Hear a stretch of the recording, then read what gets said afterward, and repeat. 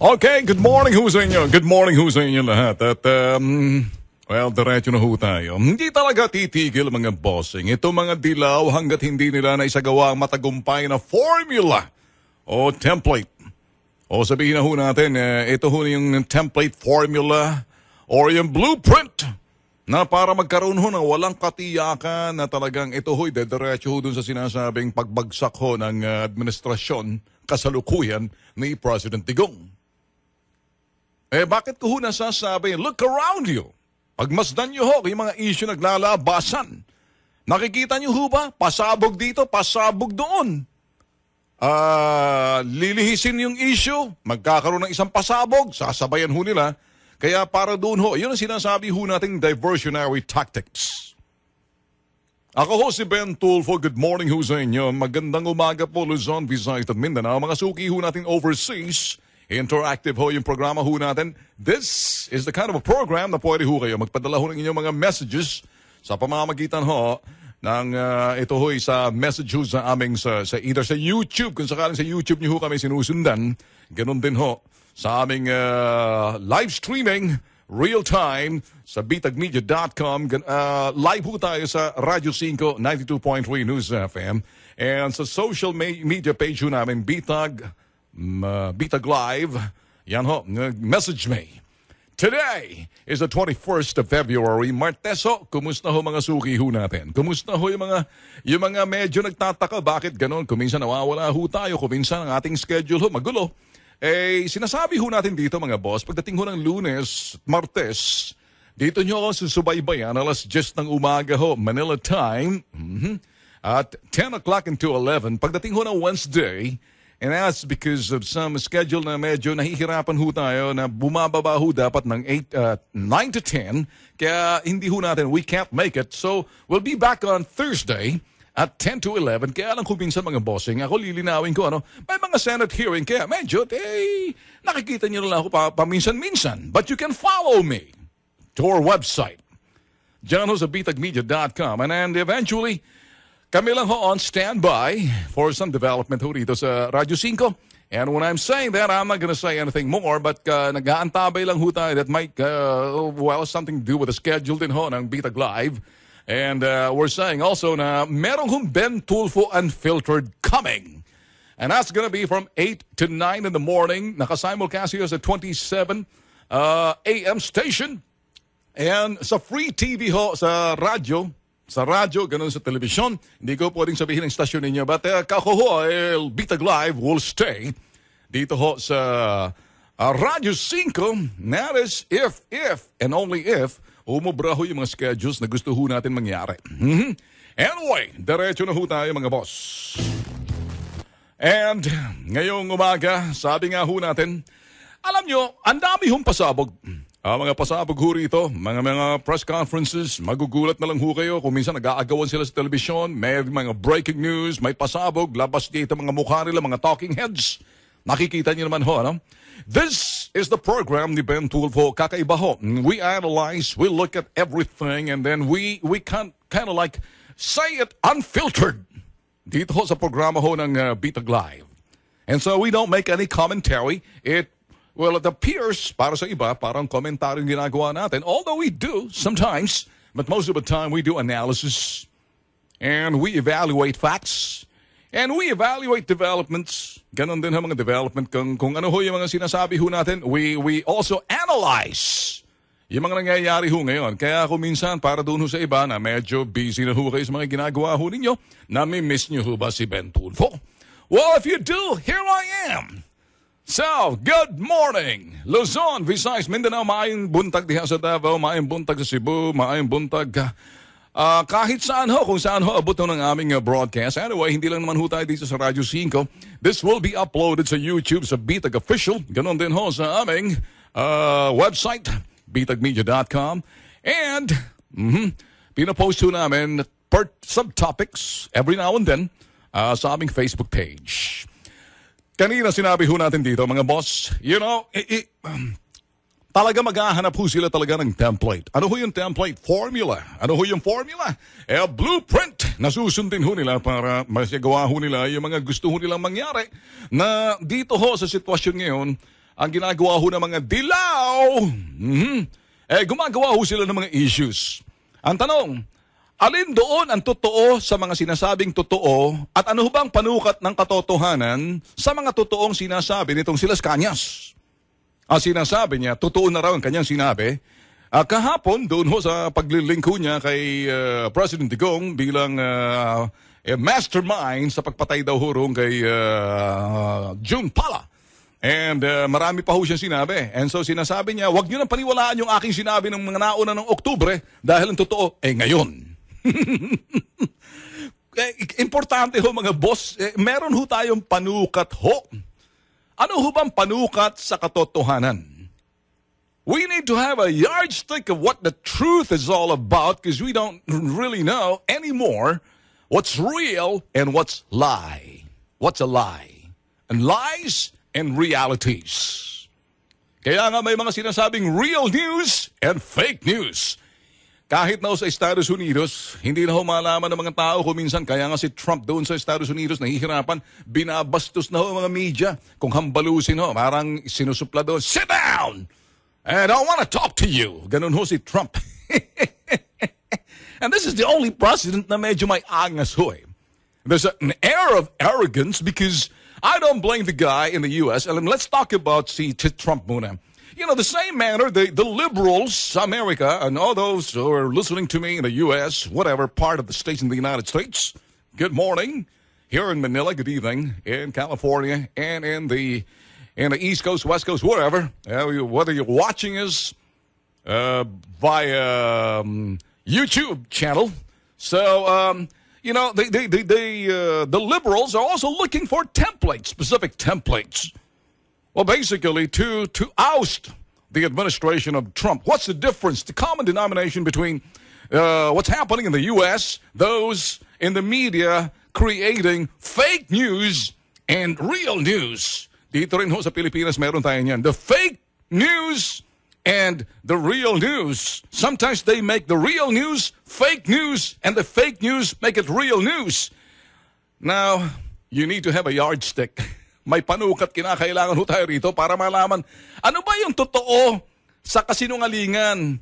Sa kuminsan ang ginagawang kasinungalingang balita, ginagawang totoong balita. At totoong balita, kasinungalingan ang nagmula doon sa kasinungalingan, naging totoo at totoo, naging kasinungaling, nahilo na si Juan de la Cruz. Kasi hindi na ho natin mararamdaman dahil may nagmamanipula sa ating mga utak. Ayan ho, sinasabi ho natin mga dilaw. So what am I saying here? Hindi ho titigil ang mga dilaw. Hindi ho titigil ang mga dilaw. The yellows. Hanggat hindi ho nila, ito ho'y nasasagawa matagumpay ang sinasabing template o formula. Yun ho, template o formula, a blueprint, roadmap kung paano pabagsakin. Magkaroon muna ng kalituhan, alangkatiyakan, takot, sa mga pangyayari at kaganapan, hong mga dilaw na ginagawa ho nila na maglabas ho na mga balitang hindi totoo at totoo gagawing kasinungalingan at kasinungalingan gagawing totoo. So nalilito na ho ba kayo? Look at Las Cañas. This guy says, eto na ang totoo. Sinasabi ko kahapon, si Digong ang ganare. Huwag niyong paniwalaan yung aking testimonya under oath nung nakaraang taon. Kasi hindi totoo yun. Ang totoo ngayon. Invoking the name of God, paggamit ho ng sinasabing Diyos na kanyang testigo. Sinong niloloko mong putok sa buhong pendeho ka? Naging kalbo ka na, wala nang buhok mo, niloloko mo pa mga tao. At sasabihin mo, gagamitin mo ang Diyos. You should not use God as your witness. Because God is perfect. And God doesn't tell a lie. Kaya kung nakikinig ka Las Cañas and the likes of you, lalo-lalo na mga sa likod mo, Trillanes, nakikinig ka ba? You know, the likes, who is handling dito kay Las Cañas? You know, last week pa sinasabi ni Trillanes itong si Asong Ulul, sabay ni Laila diarrhea in the mouth. And they said, may pasasabugin kami. Alam niyo ba? Ayun. biglang nagpatawag ng press con, sabi ho mga kachokaran ho natin sa media. May pasasabugin daw siya. All of a sudden, lumabas yung sinasabing flag, pro bono, nasa likod ho ng sinasabing mga handling this Las Cañas. Yun hong police sa Davao na sinasabi, ito this time totoo, nauusig ako ng aking konsensya, magsasabi na ako ng totoo, dahil ako'y panot na kinakailangan magsabi na ako ng totoo. Ewan ko kung ganun nga ang pagkasabi, parang ganun ang tingin ko. Tell me, what do you think, guys? Well, you will continue to come up with a template or a formula or a blueprint to create uncertainty, to disseminate fake news under the guise it's a real news when in fact it's fake. Well, in cooperation with some yellow media. And guess what? Pati ang media ngayon, kuyog-kuyog na rin eh. And be careful, sabi nga ho ni Trump in the U.S. And so, the media, sometimes, you don't understand, like banggitin ho natin, CBS, ABC, NBC, CNN, in the U.S., New York Times, and all those other media except for Fox. Sabi ho ni Trump, everything is hogwash when it comes to news. And there's a tendency to create a news that are fake to make it real, and the real, they make it fake. Wala ho ba kayo nakikita rito sa Pilipinas? Parang ganun din. Well, in search for a template, sa kanilang kagustuhan makahanap ng sinasabing working formula na talagang eto ho yung working formula magkaroon ng kalituhan. Magpakalat ho ng mga balitang balubaluktot. Kasinungalingan, gagawing katotohanan yung kasinungalingan at kasinungalingan, gagawing yung katotohanan, gagawing sinungaling na balita. Depende kung paano. Kaya kinakailangan ho natin pag-aanalisahan ng mga balita rito dahil ang mga balita ho kasi who or what, when, why, and how, objective, whether it's garbage or hogwash, it's still a news. You can't change that. That's the news. You can't opinionate whether it's a hogwash or truth news or fake news or lie news. Which one? Kaya ang tanong ho natin, ano ho bang tamang panukat ng katotohanan? What's the yardstick of truth? Bakit ko ho sinasabi yan? How do you discern? Paano mo ma-analyze? Paano papaniwalaan? Paano mo talagang sinasabi, simpleng tao, hindi mo na maarok kung anong totoo. Sa mga binibitiwang pakawala nila na magsasalita sa media, the likes of Trillanes and the likes of De Lima, and in connivance with the yellows and in cooperation with the yellow media, and when I say the yellow, alam niyo naman ho kung sino mga dilaw. Sila ho yung mga kasalukuyan ngayon, mga losers. And the only thing is that they have to use somebody else, their attack dog. Pati parang muna ako ng asong na kumakahul dyan. Attack dog, attack, yung kumakahul. No, kahul. Hello? Chip, tulog ba tayo riyan? Tagal. Pilot ko, tulog. O sige, tama na. Okay. Narinig niyo na ho yung kahol. Well, attack dog. The likes of Sunny. And not only that, and Lila. You know exactly what's gonna happen to Lila.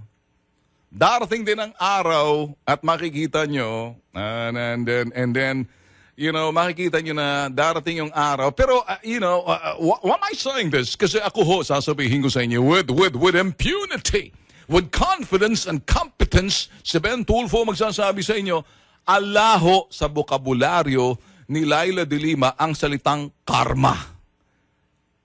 Uulitin ko, alaho sa salita or bokabularyo ni Laila de Lima ang salitang karma.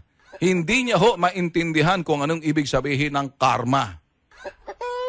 Yan, alam mo. Paano? Sige, putak mo lang ng putak.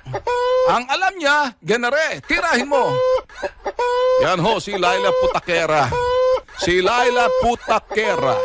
Puputak-putak. Puputak-putak. Puputak-putak. Si Laila Putakera. At doon naman si Sunny T, si kahol ng kahol na parang si asong lulu. Oh, ayun.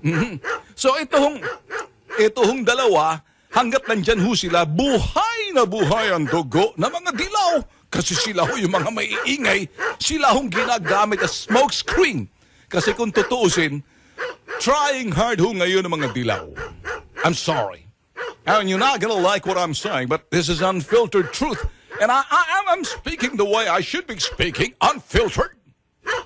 You know, you're not going to like what I'm going to say. They're going to be happy with what I say. The thing is, I'm going to say it as it is. Shut up!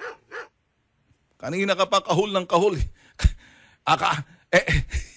Magpa-press kung ka na.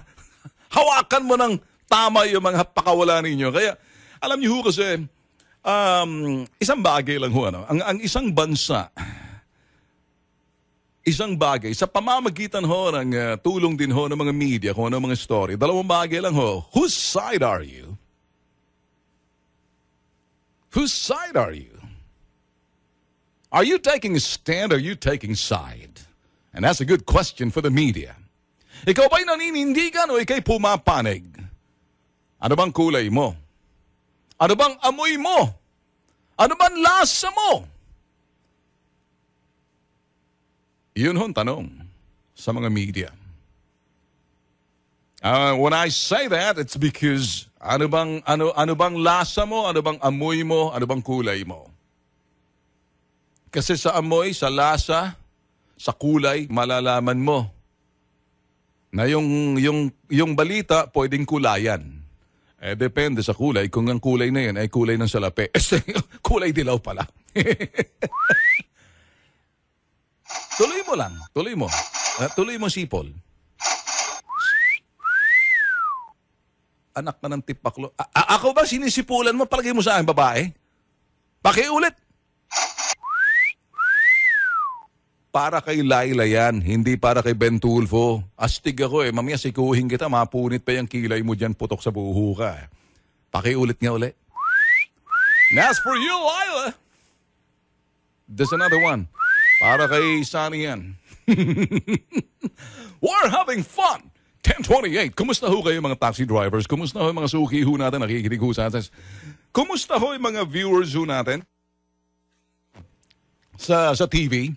Kumusta ho yung mga sumusubaybay ho sa atin sa estasyon ho ng 92.3 News FM? Kami nga pala pwedeng panoorin, ano? Kaya lang alang video sa pamamagitan ho na kung kayo ho'y may signal channel. Sa signal ho kasi, meron ho doon mga istasyon ng mga radyo, audio lang.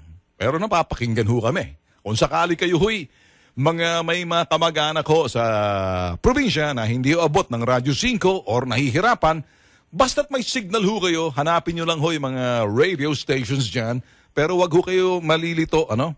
Hanapin nyo ho yung 92.3 News FM. Hanapin nyo ho si Ben Tulfo. Yung bihira ho pumasok sa Bitag Live. Kasi bihira na rin ho dahil ang dami ko na ho mga commitments sa labas. But you know what? I love this show. Really. And I love Channel 5. And I love Radio 5. And I love working with my brothers. And I love working with TV5, Radio 5. Hindi ako parang nagiging sip-sip.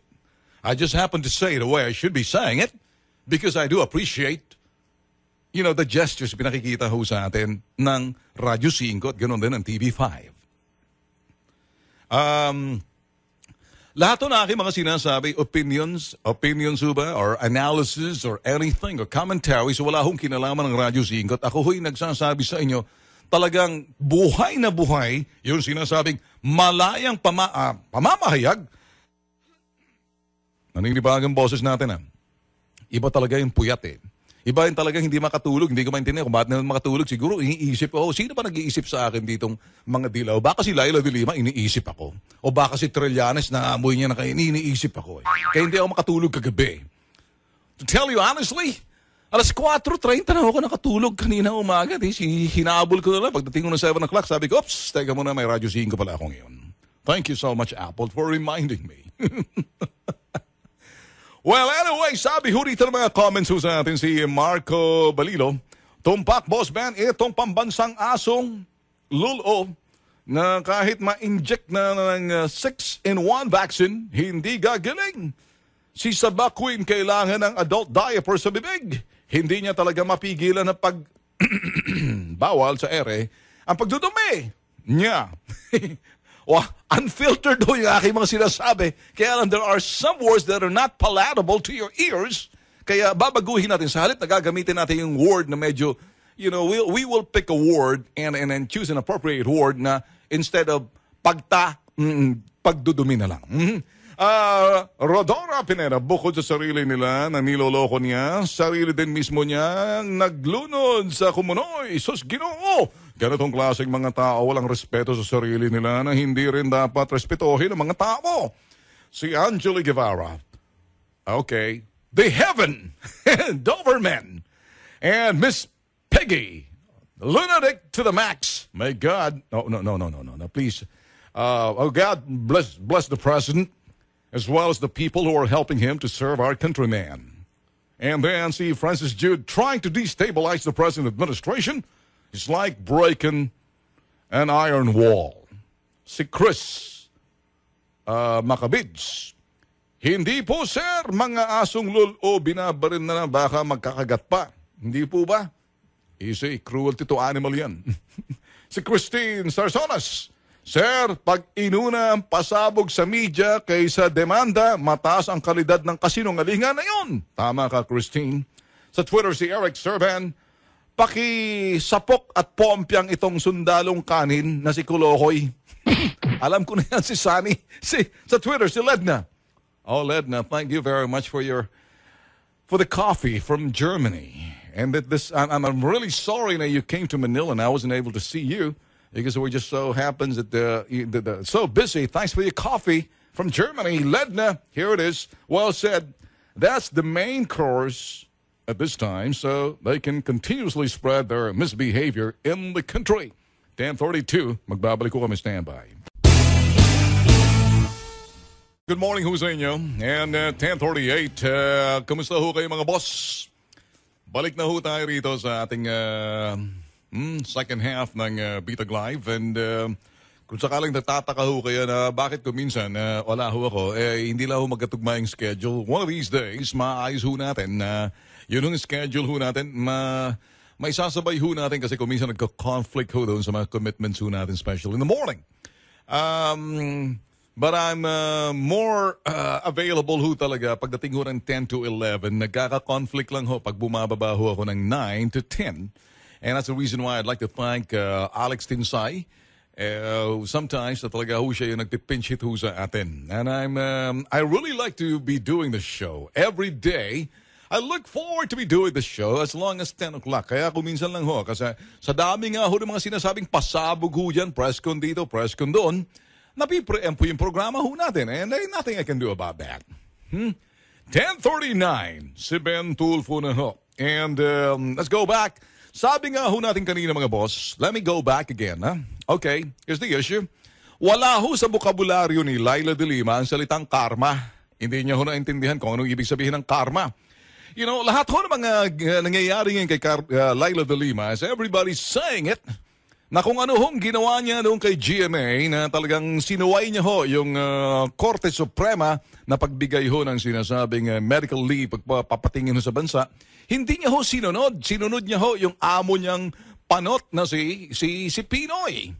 Kayo ang bot ko. Pakisabi nga, namimiss ko na yun eh. Kayo ang boss po. Kumusta ba ang retirement mo? Okay ka ba? Kayo ang boss po. Malapit-lapit ka na rin maghimas ng rehas. Kayo ang boss po. Paano mo kami magiging boss? Ikaw magiging kakosa mo. Yun ang mga magiging boss. Ikaw magiging boss ng kakosa mo kasi maghihimas ka ng rehas. Pag itong dot may mag-complaint na ilalabas sa'yo, naku, sus Mariosep, naku, yari ka. Yung mga ginagawa ng, eto ho si Laila de Lima, mauuna ho ito maghihimas ng rehas. Kaya nga ho, eto ho si First Gentleman, si Big Mac, kung tawagin, asawa ho ni GMA.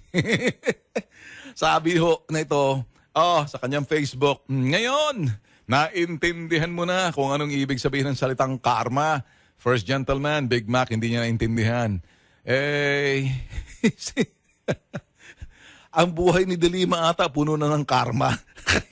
kaya hindi ko alam kung ano ibig sa ng karma. Ang ibig ko na sa ng karma, kung anong ginawa mo, yan din ang papalain mo. Yan din ang bunga. Kung anong tinanim mo, yan ang aanihin mo. So, tinanim mo yung puro panggigipit ng panahon ng sinasabing dilaw na ang boss mo, pakisabi nga, Citizen Noy, pakisabi nga, saan ka? Kayo ang boss mo. Isa pa ha, sumunod ka lang kasi hindi ka na presidente. Yung tanong, saan po kayo kumukuha ng kapal na mukha? Saan po kayo kumukuha ng kapal na mukha? Saan po kayo kumukuha ng kapal Saan po kayo kumukuha ng kapal na mukha? Gagayahin ko, saan po kayo kumukuha ng kapal na mukha? Saan po kayo kumukuha ng kapal na mukha? Saan po kayo kumukuha ng kapal na mukha? Saan po kayo kumukuha ng kapal na mukha? Itanong mo kay Laila. Saan po kayo kumukuha ng kapal na mukha? Tanong mo kay Trillanes. Anong sagot ni Laila?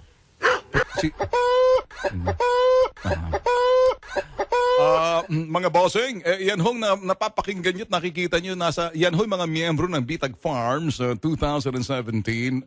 Si Laila Putaquera, ayan ho, nakikita nyo sa screen. Bumabati raw ho siya ng magandang... Pahingahin mo muna, sandali. Paano ko ma-interpret yan Bilis-bilis niyan Sige. Okay, okay, si Laila. Okay, tuloy mo lang. Okay, good morning daw. Tatadya ka na kita sa lalamunan mong co-pilot ka. Paano ko ma-interpret at tuloy-tuloy? Bigyan mo naman ako ng time mag-i-interpret Sige, tuloy mo. Alright, kinagagalak niya raw ho maging ito'y kabahagi at kabilang ho sa Bitag Farm. Tuloy mo. At totoo raw po yung sinasabi ko kanina, sabi ho ni Laila Putaquera na yun hong karma ala sa vocabulary niya. Simula noon hanggat ngayon, ang karma raw talagang araw-araw niya natatamasa sa kagandahan ng sinasabing sikat ng araw. Sa tuwing nakikita niya ang sikat ng araw,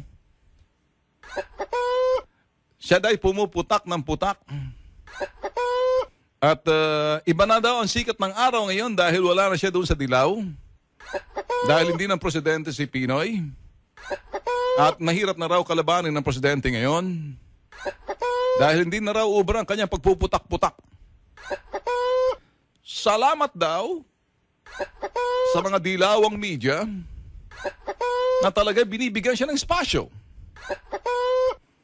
Siya raw ay nagtatampo kay Trillanes kahapon dahil parang lumalabas hindi masyado nakuha yung kanyang papreskon kasi na-preempt ni Trillanes.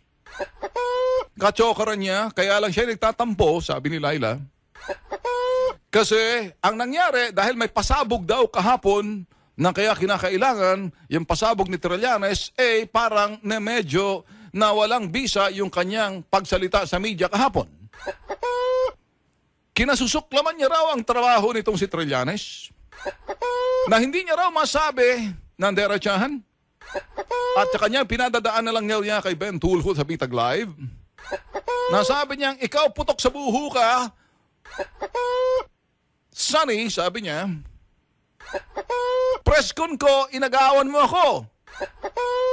Kasi ang mga tao, nagkakumbahog, nilabas mo yung kalbo. Sino yun? Sila Cañas, nothing to lose. At yun ho, yung sinasabing, natutuwa naman daw siya, pero siya'y nalulungkot. At sabi niya, parang hindi masyado nabibigyan siya ng importansya.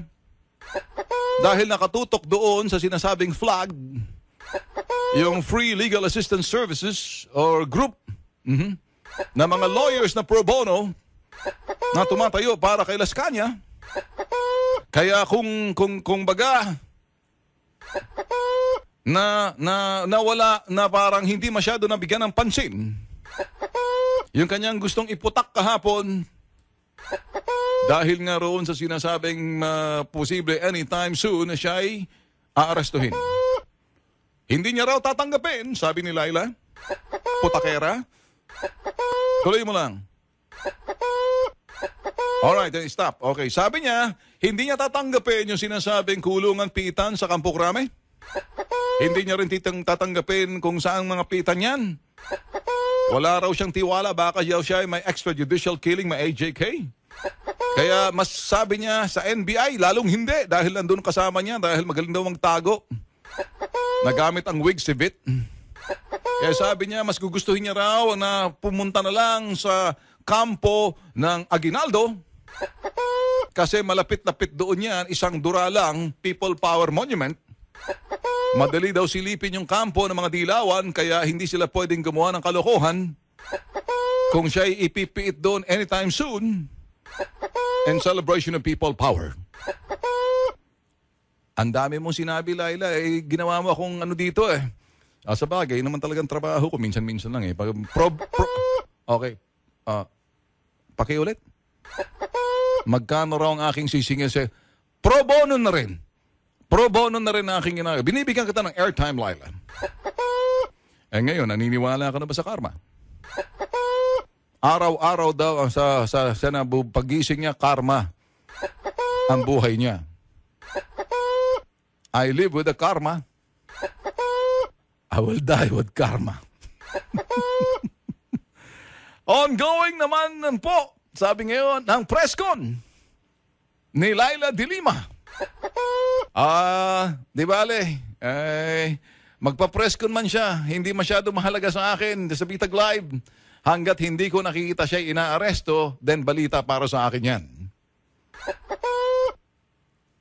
Putok sa buho ka pa na yan, putak-putak mo. Dapat nagpe-presscon ka, ba't nandito ka? Okay. Laila Putakera palang kausap ko. Hindi pala yung Laila, Laila Saba. 10:47. Okay. Comment o, basahin mo muna natin. I love this job. Mga bossing, it's my entertainment value ho tayo rito. Pag ang Bitag Live ho kasi, this is exactly what we do. We analyze. We make people laugh. We make it easier to you. So parang hindi ho kayo pressured ho eh. Na kung kayo ho'y nakikinig ho, very light and entertaining and sometimes, alam niyo na, there's a little rage inside you. Kaya lang ako ho ang magsasabing, take it easy. Breathe in, breathe out. Okay, comments. Si Edmundo Laureles. Mawawala na sa Senado yan kaya gusto mag-ingay, nagpapapansin. Si Calio Venza. Indeed, mga media now, todo suporta sa AJK at mga pasabog na mga dilaw, mga bias at bayaran sa pagkalat na mga negative. Si Paul.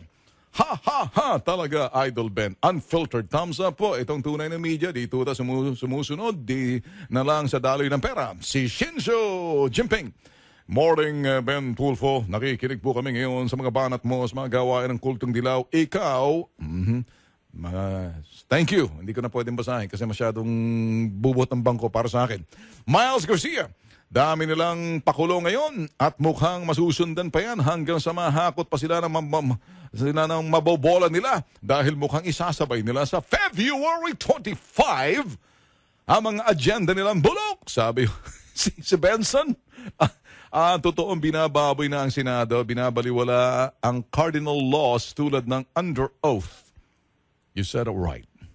You just said it right. You hit it right. Si Paul, sana may mga time slot po kayo sana may time slot ka ng 6 to 10, 6 p.m. to 10 p.m. Para mapakinggan kayo ng tao, ng matauhan sila para malaman yung mga galaw ng buloktot na dilaw. Easy. Papa, galit ka ba sa akin para mo kinakastiga ako? Can you imagine you want me to work in a 6 to 9, 6 to 10 in the evening? Well, I need to have a life, guy. Paul, si Luis, Stella, it's all about money. Magkano ba si Las Cañas? Okay. Well, anyway mga boss, it's 10:50.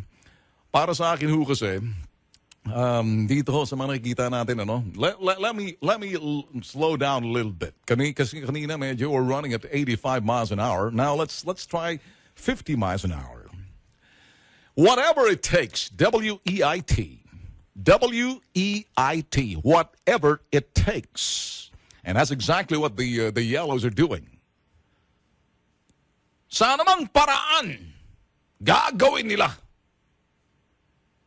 Yan hong talagang slogan ho ng Dilaw.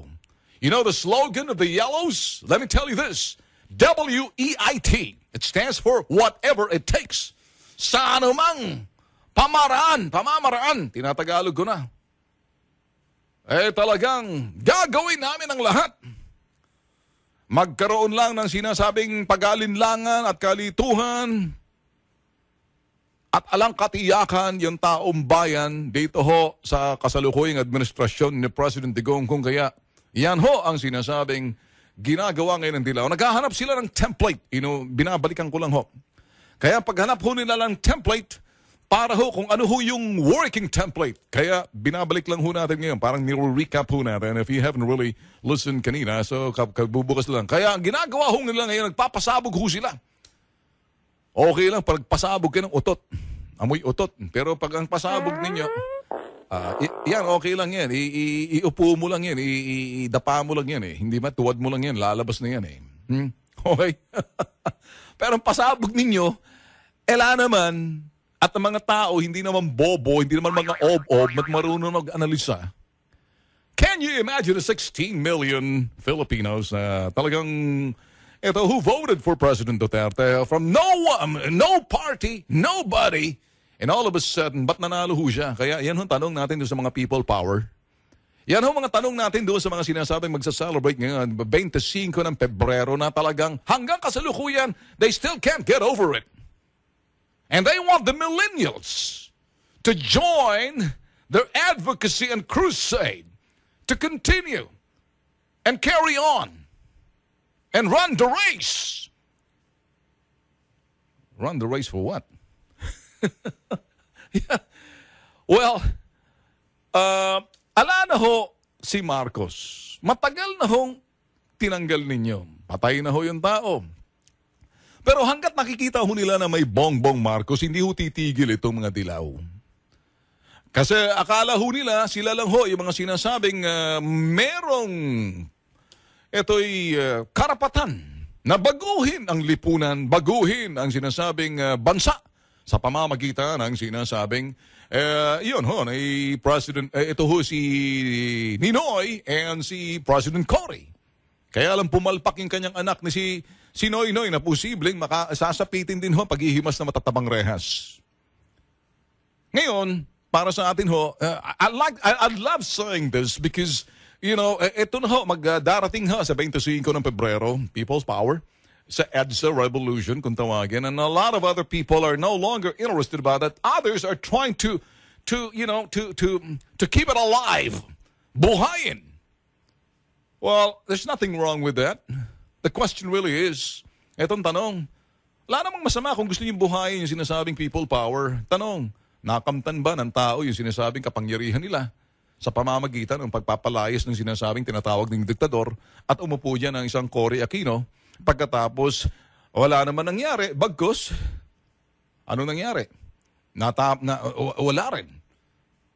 Pagdating na umupo naman yung anak, ganun din. So, naging kulto tuloy. Kultong Dilaw. Ngayon, parang galit ho. Pati itong si People Power, si Ramos, na sinasabing, Oy, Duterte, sabi ho nitong si Ramos, huwag mong kakalimutan ang People Power. Siguro pinag-iisipan pa ni President Digong, dapat bang i-celebrate yan o sayang lang ang panahon dyan. Ang pagdiriwan ng people power, kinakailangan natamasa ang totoo.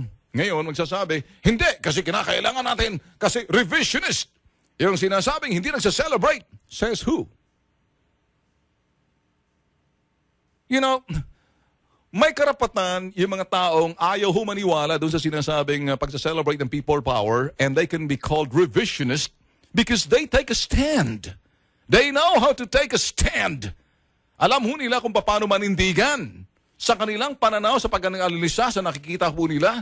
Natamasa ho nila sa mga magulang nila at nakikita ng magulang nila, kaya napapasa doon sa mga bata at doon sa mga millennial ngayon. Kaya't pag nag-uusap-usap sa hapagkainan, mas ganito noong panahon ni Marcos, taliwas doon sa sinasabi ng mga dilaw.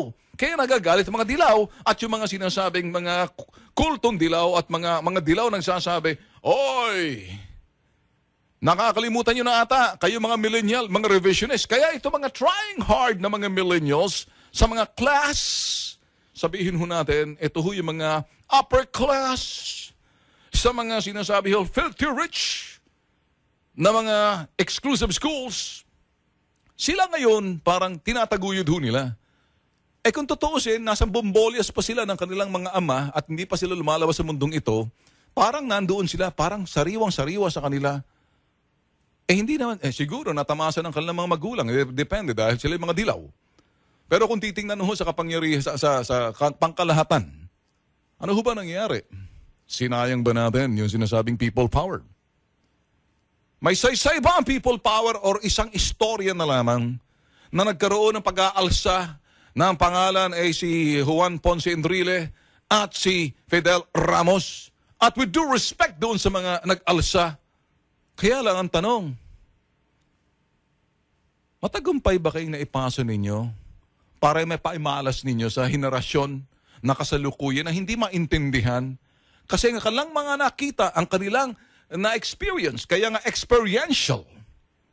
Kung hindi mo natamasa at hindi mo nakita, napakahirap magsalita. Pero may mga magagaling na, ang mga anak ko ng mga mayayaman, magagaling ho ng mga parot. Kukakak! Kukak! Kukak! Good morning! Good morning! Shut up! So pinaparot ho ang kanilang mga magulang. Do they know about the history? Now, let me ask you this. Are you really taking a stand? Or are you just taking side? Do you understand people power?